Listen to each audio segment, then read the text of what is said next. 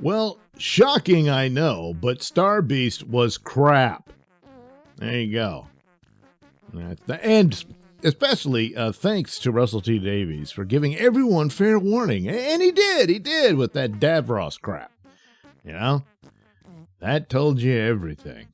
So if you skipped it, you did the right thing.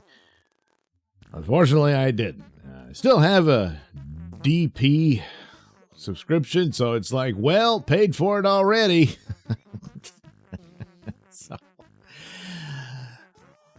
Okay,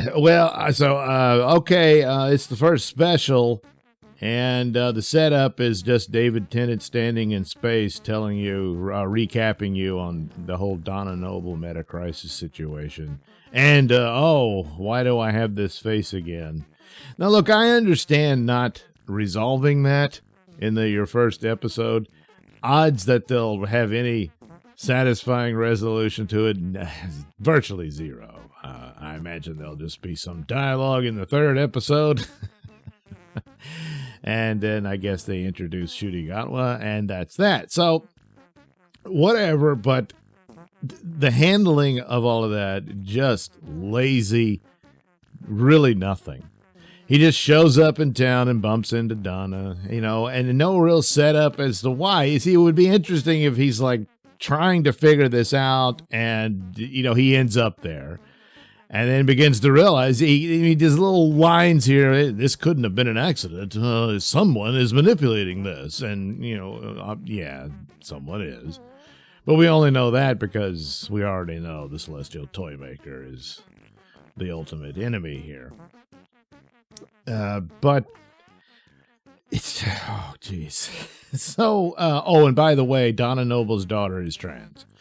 So we have a little Meep show up to steal top to bottom E.T. stuff, and it's an homage and everything. Isn't that cute?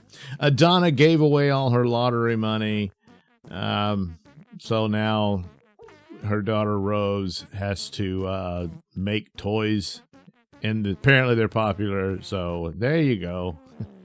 Her husband. Oh yeah, we actually get to see him and. For a few seconds, he's just furniture. Poor man, you fell in love with the wrong woman, and he's basically mocked at the end, along with the doctor and men all over the place. The future is female, by the way, and of course, Donna's daughter is trans. That's important that you know this, so. Yeah, he's furniture. Donna's mother is a little bit more elevated than that, but not by much, So the whole thing, of course, Donna, if she remembers, she'll die with all the doctor's knowledge in her with the meta crisis. But she sees him, but it doesn't quite trigger it just yet. Little by little, she starts getting things, and all that. And, you could have gone through it where she's kind of like, I feel like there's something missing, and her mother's trying to make her avoid it. And there's the tiniest brief moments of almost a chuckle here and there. But then you're kicked out of the episode again for more preaching. By the way, Donna Noble's daughter is trans. The new scientific advisor is a woman in a wheelchair. Now, she does cross her legs while in the chair, but I'm not sure the extent of the injury. It could just be she has a condition to where she, can't walk on the legs or something like that, I assume. I don't know. But anyway, they had this back and forth between her and the doctor, and she's, the 56th scientific advisor or something like that, and he says, that was number one. But wasn't Liz Shaw the first one? But they decided the doctor was, the doctor. So, and then, if you go by Chibnall and stuff, apparently it was created by, that evil bastard of the Serpent Society or something. I can't even remember. It doesn't matter. So whatever, but, there's a back and forth there, but she's just there to be impressed with herself and brush him off. Yeah, it's stupid. It turns out the cute Meep is the evil bad guy, and the bug monsters are actually the good guys, more or less. And there's another dumb scene where this is one of these things that just comes out of Davies, where the doctor just solves everything damn near by magic. And while it doesn't quite solve it in this scene, but it's just all of a sudden he declares, well, court's in session. He beams the bug guys in to this parking garage, and that's when they find out that it's really the Meep that's causing all the trouble. But it's just like, oh God, it's just so stupid. And then at the end, when he has to remind Donna, he opens up her mind with code words and stuff like that, and she remembers everything. And then they do their little dance, and that kind of thing was a Davies trope that they repeated ad nauseum, where usually the sonic screwdriver's involved, the sonic magic one, and it solves everything, and they dance around, blee, blee, blee, blee, and start snapping buttons and stuff. Well, they just didn't use it so much here, and that was kind of surprising. But everything else was in place, and of course they saved everything. And then he's like, oh no, Donna's going to die. But, and that's the only emotional moment, because Donna is begging him to let her know the knowledge because she wants to save her family. Mostly her daughter, who, by the way, is trans. That's important. And so he's like, all right. And then the Meep's got this ship that in order to launch it and get its power, it's going to blow up London, or at least a good section of it. And then it's like the whole earth is opening up. There's lava everywhere. And then just by shutting it down, all that reverses and the earth seals itself up. That's impossible. Yeah. Pretty stupid. It's as if someone didn't think a lot of this stuff through. No, not at all. The doctor's got a new cool TARDIS control room, It's nice.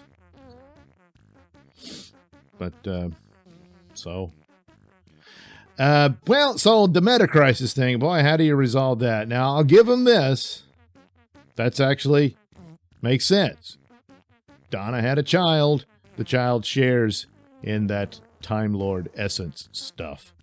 So that way Donna doesn't die, But in the end, they realize, and then all of a sudden Rose knows how to do stuff too. So I guess when the doctor activated Donna, it activated Rose. So, okay. Who is trans, by the way. That's important. And so after that, they explain it to the doctor. And he says, oh, well, because you're a man again, you couldn't understand. Yeah. And then they go on about, Rose is not binary. Who is trans, by the way. That's important. But the doctor is both male and female, which he is binary, but says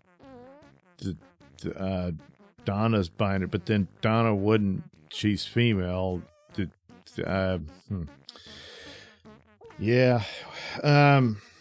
Of course, this all mocks the reality of the whole thing because, this is all because of alien sci-fi and magic stuff, By the way, Rose's daughter is trans. That's important. Because the whole point is for a token to exploit that notion. And to constantly remind you. There's even a moment where you have to preach to the doctor about pronouns. Yeah, don't get settled and get ready for an adventure. No. You have to be lectured. Would it have been a problem for Donna to have a trans daughter? No, not really. You just, that's the deal. And then the rest of it would be this adventure of this alien invasion type scenario, And then the mystery of, the doctor and all this. And why, do that if it was to trigger Donna Noble, And would they could have connected this, that Donna was the hybrid, Maybe they still will, I don't know, but she gave it up so she doesn't have her Time Lord essence anymore.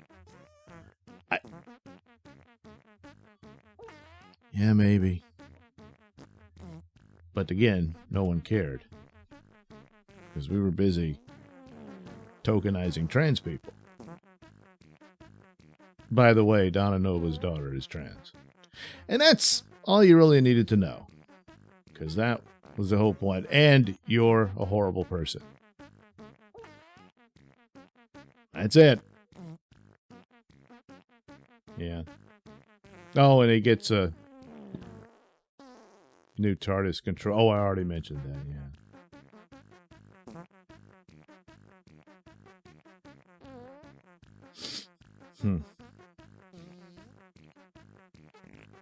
Yeah, that's it.